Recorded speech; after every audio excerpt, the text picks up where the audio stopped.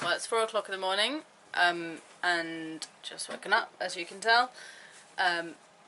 We stayed on the end of Grand Bahama last night, so we weren't actually round right at West End. We managed to find a spot of sand so that we could anchor, and got a few hours rest. And the wind's come around a little bit, but not completely, so we're going to go through the weather in a minute. But we have decided we will go today to the States, so we're going to try and get as far as Charleston, aren't we? Yeah. But it might end up being like a motor sail, we don't really know, so we'll check the weather for one last time in a minute and then hopefully we can go after some coffee. Right, so we're down here just on the end of Grand Bahama and we're trying to get to Charleston up here. We actually wanted to go to Beaufort, North Carolina, but I don't think that you'll see why. I don't think that's possible. So at the moment the winds are actually slightly against us, but the Gulf Stream runs here along almost due north along the coast of Florida, and it continues slightly. It's slightly closer to the coast of Florida than it is to the Bahamas, so we've actually got to sail sort of diagonally west, which is okay in this wind at the minute. And then if we play the animation, the forecast is for it to come round, and then we'll follow this belt of wind. We'll stay to the eastern side of the Gulf Stream, which is about 60 miles wide. I believe it's about maybe only 40 miles wide, to try and get the best of the wind, but the likelihood is we're going to be riding in a bit of an area where there's not very much, 10 knots, maybe 15 knots from behind. So given that the stream is forecast to be moving at about 2 to 3 knots, plus our boat speed, which should be 5 knots, I'm going to try and keep up to 5 knots. Gives us an average hopefully of around 7.5 to 8 knots, which should get us to Charleston in time. But the race is against the winds turning up here. By Monday morning we lose all wind together and then it comes round, so this is first thing Monday morning. I don't think it's dangerous, because by then we'll be outside of the Gulf Stream. If you're in the Gulf Stream carrying on, because it flows around like this, and if you were in the Gulf Stream, which is a bit further offshore here, in that wind, it might get pretty uncomfortable. Everyone's usually alright until you get gusts of 30 knots against it, and then it can get really nasty. So, but you can always sail out of it. I'll do a diagram of the Predict Wind website. Does a really good visual representation of the Gulf Stream and its flow rates. So I'll show you that in a second. But yeah, so that's the plan. We should get in at about 9 in the morning on Monday morning, I think. And it's 4 in the morning on Saturday now. Yeah, so it's going to be a super quick passage because that's over 400 miles. So we'll be, but I'm sort of banking on getting into the Gulf Stream and riding it as hard and as fast as we can. And if we have to motor along because we're in an area with low wind, we'll motor for 2 days to do it. But this is otherwise the winds switch against us for over a week. It's and then there's nothing consistent going north anyway, so you'd have to do the same. So I reckon it's good to go now. Okay.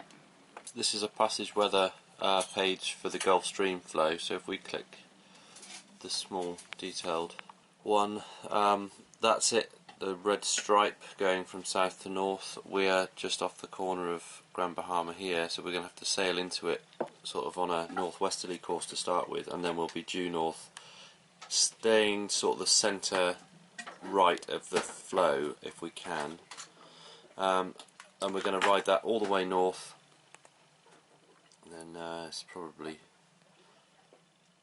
and then it turns along the coast, so you can see it sort of basically follows a parallel with the coastline effectively, but the trick is going to be staying in it, because we're going to get more assistance from the current than we will from the wind, I think.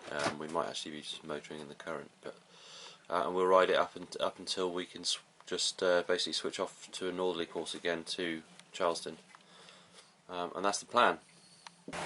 So I'm off to tie down the sail that we broke yesterday.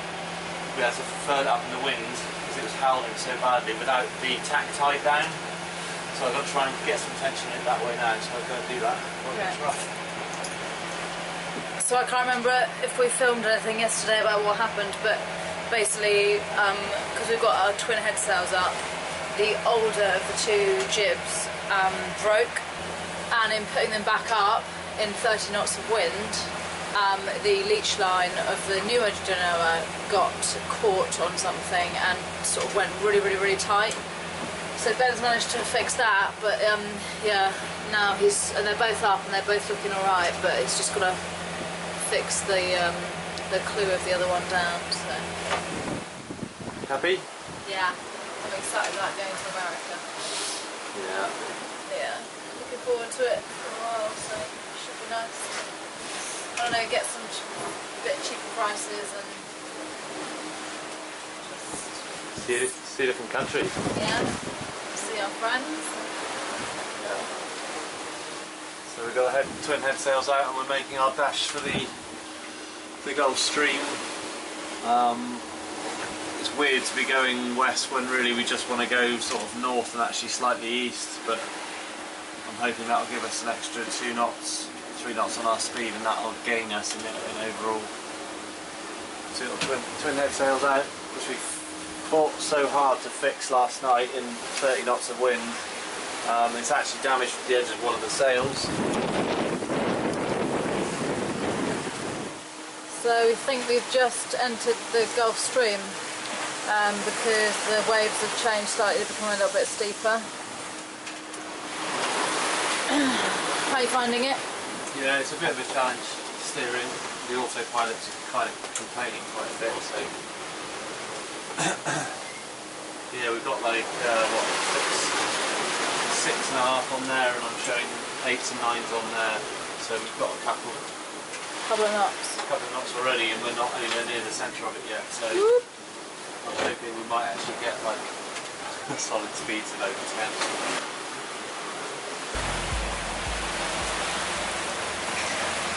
What do you got? Somebody needed a bit of chocolate cake, I think, so coming up. Chocolate cake and a movie. Oh, They're very rolly sleeves. it is so bumpy in here. You're so good, that can't be out in 1977. Honestly, don't you said it's going to be hard? Oh, really? Well, I feel so good that John was in 1978. It's got gooey middle, It's like a chocolate lava cake. chocolate and coffee, mocha. Oh, and coffee. Cup of tea. Yeah. So we're motoring along the Gulf Stream. The wind's died completely. About level with Cape Canaveral at the minute. Got the engine just above idle, and we're doing 4.5 knots through the water. We're still making 8 or 9 knots over ground, so that's good progress. But it's a shame. I was expecting a lot more wind than we've got. But yeah, there's quite a big swell still left over, and it's just doing the thing with the sail. I don't know if you can see, just popping every time we roll.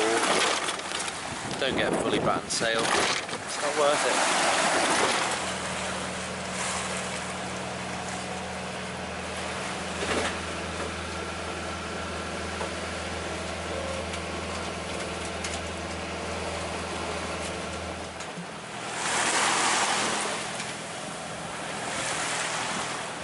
So when we started the engine yesterday, it started making a really weird rattly noise, and so much so that it woke Ben up, so it's quite loud, and we were wondering what on earth it was, and Ben's just, I know after looking twice and we couldn't figure it out, but Ben's just been in there to have a look. I think he's found what it is. What is it, Ben? Found our mystery noise. That had fallen out of my little wood store. It's been resting on the prop shaft. And that's what the red mark is. It's been rubbing on the prop shaft all night. I'm glad it's that, and I thought it was something like the gearbox going, or... I thought it was serious. I thought it was like, oh, the old girl's on her last legs or something. Oh, I pushed her too much this time. Very like a kid still.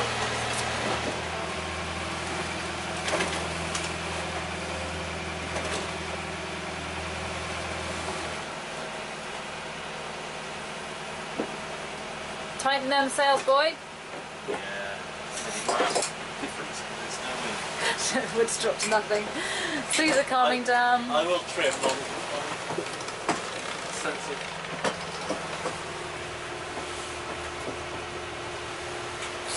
And we've been motoring for a while now. We've still got another about 135 miles to go. Does anyone know what Charleston is really like? Supposedly, really nice. I mean, I've chosen the port on just as... It's a port of entry, so we've got to go. Oh yeah, really. it's port of entry, which is the furthest one that might get to in the weather window. Exactly. But I haven't even looked at one thing of what there might be, We haven't whether got the it's nice internet. or whether it's the Arsenal of the USA or... No. I've heard of it before, so maybe that makes a difference. Yeah. Intrigued, it's going to be amazing. Yeah. Really, Looking forward to it. to a new place I know nothing about. Right, so earlier, Nikki was in bed, I was on watch on my own, and I heard a loud bang. The sails had been flogging quite a bit from side to side, and I just thought it didn't quite sound the same. But anyway, I've just discovered what it was, and it's not great news.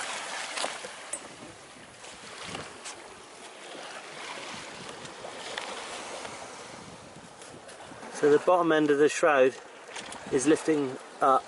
The chain plate is lifting up. The bolt must have snapped off the bottom of it.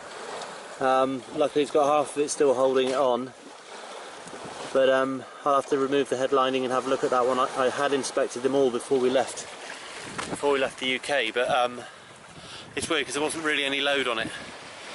We've had really quite light winds nearly the whole trip. The banging might have obviously shocked, if the nut had fractured and cracked like the one did on the forestay plate, it wouldn't take much, just a vibration to shake it apart, and then it would just fall off, and then that'll happen.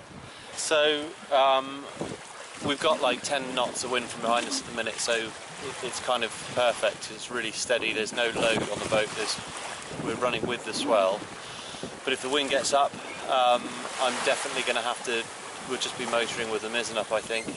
I can't risk, because if this one lets go, it's counteracted by the forward lower shroud, and if this one went all of a sudden, it might, the tension in the other one would then probably, I guess, just bow the mast forward in the middle, and it's because it's a two-piece mast, I don't think that's maybe not the greatest thing to happen. So we're only about, what, 8 hours away? About 8 9 hours out. Yeah, and I've got to say the winds forecast I've got is completely different, because we were expecting winds ahead of us by now, but this is really nice to have, like sailing really nicely at the minute. There's a big warship over there. Yeah, that's what's on the radio, I think. Is it?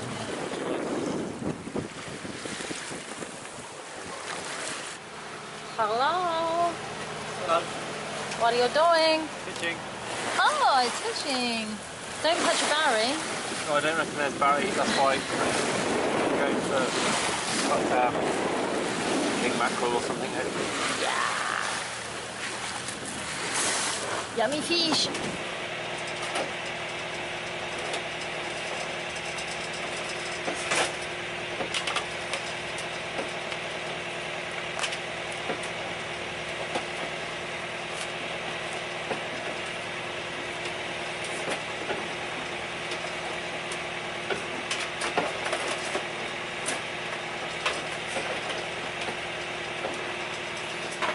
We were just both saying how ridiculously annoying it is to walk like a toddler, move like a Thunderbird puppet, like for days on end. I don't know, it's the slop, isn't it?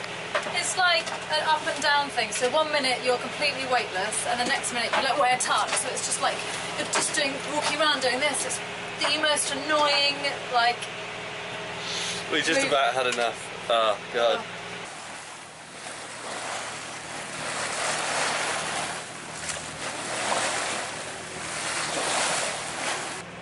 Fish on! Jesus! Well done. I hate doing it. It's horrible, isn't it? I hate doing it. Oh, beautiful fish. Yeah, you can tell he's dying because his colour's going. Sadly, but at least it was quick. That was a wrestle. Well done. Jesus, that's huge.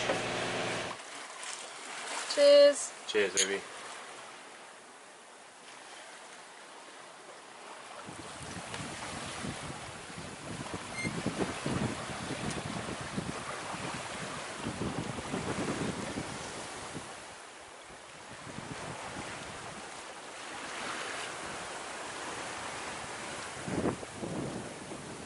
So we just watched an episode of Delos, and sort of got up and went to do washing up, and I I literally thought we were at anchor or tied up to a dock somewhere, but we're sailing downwind in the middle of the Atlantic, approaching the states, the coast of the States. It's so smooth. But it's so flat. It's absolutely like you wouldn't believe. I just totally forgot we were at sea. Yeah. I better go up and check if there's any AIS targets. Nice. We are about, I don't know, we've got an ETA of about 4:30 in the morning, something like that.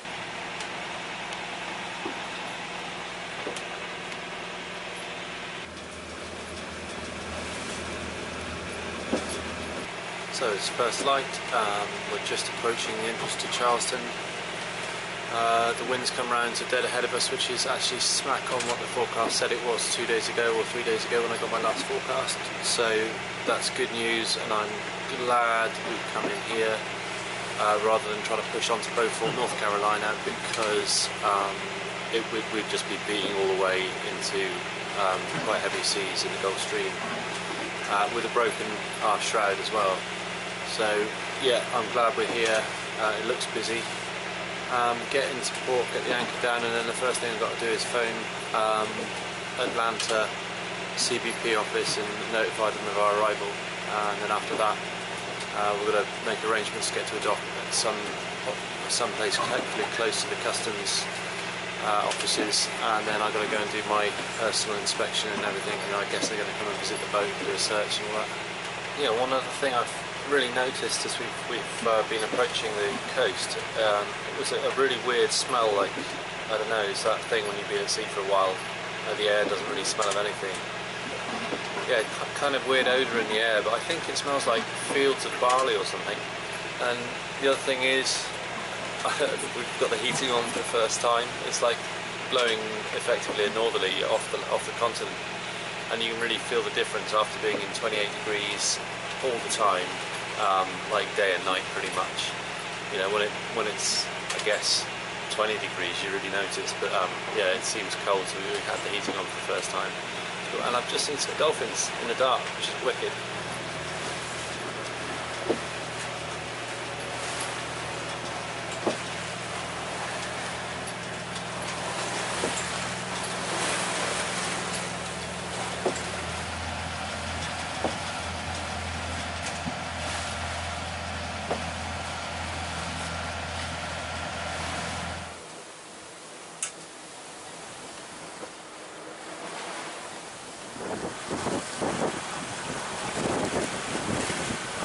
Got to be the longest channel ever. Don't underestimate how big Charleston Harbour is. It's like taking days to get across it. I thought it would be like arrive at the channel at first light and then be in by 8 or 9 in the morning. We've been in this channel for about a mile now. No, like 4 miles. Really? Oh, I must have fallen asleep.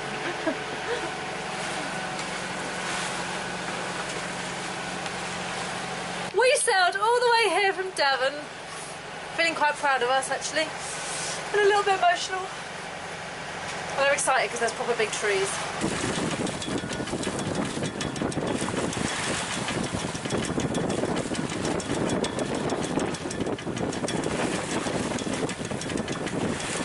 The States has been a big landmark getting to the States. Is that I'd never imagined I'd ever be able to say, oh look, we sailed to the States.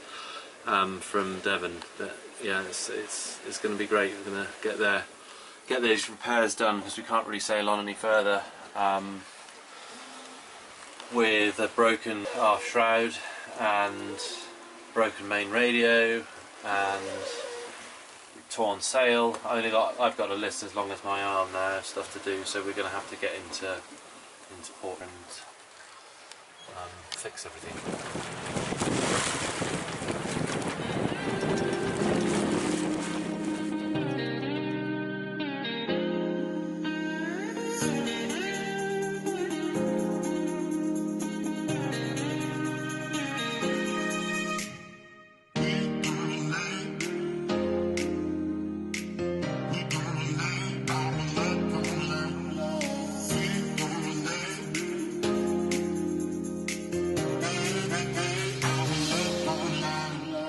Bye.